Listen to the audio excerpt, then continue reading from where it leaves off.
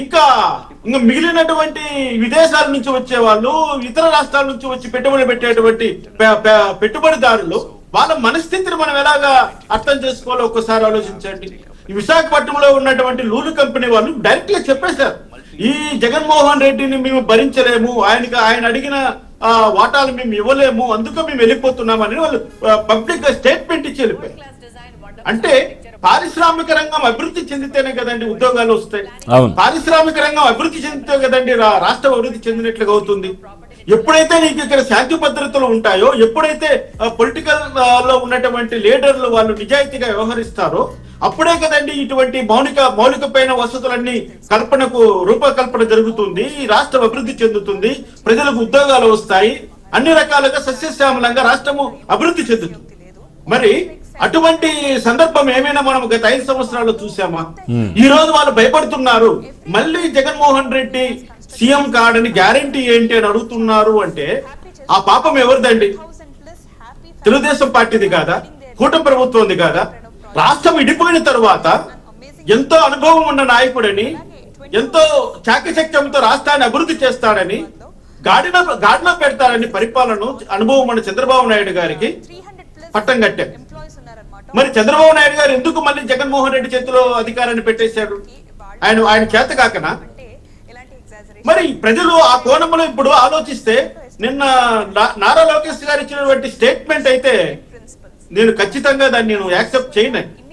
ఎందుకంటే అది ఒక రకమైనటువంటి భయాందోళనను ప్రజల్లో కల్పిస్తోంది, పారిశ్రామికవేత్తలో కల్పిస్తోంది.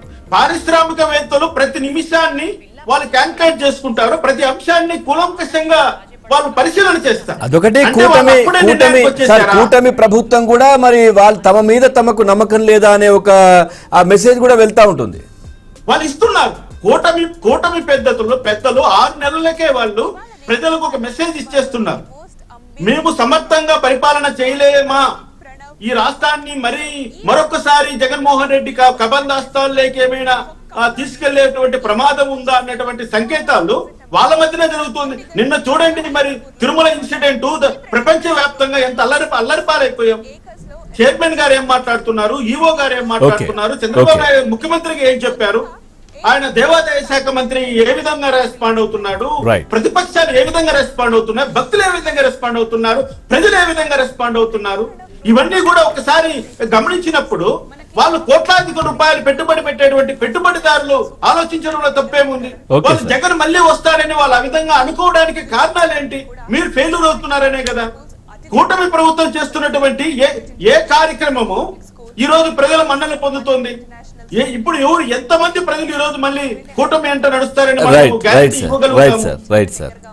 పవన్ గారు ఇక్కడ అంటున్నది ఏంటంటే, చంద్రబాబు నాయుడు గారి పరిపాలన చెట్టగా ఉంది అని నేను అనట్లేదు, అదే సార్ అవకాశం ఇస్తున్నారు అని నేను అంటున్నా.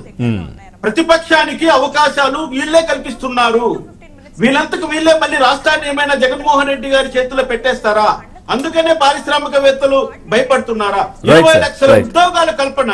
నేను ఒక మాట అడుగుతున్నా, అంటే సార్ ఇది ఖచ్చితంగా సార్ రామకృష్ణ గారు నిన్న లోకేష్ గారు మాట్లాడింది ఖచ్చితంగా ఈ విధంగా జరిగే అవకాశం ఉందని కాదు, అంటే అట్లాంటి భయాందోళన సృష్టించారు ఆయన గతంలో.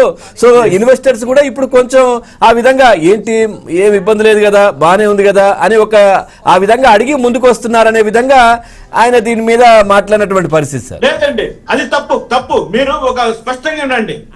గ్యారంటీ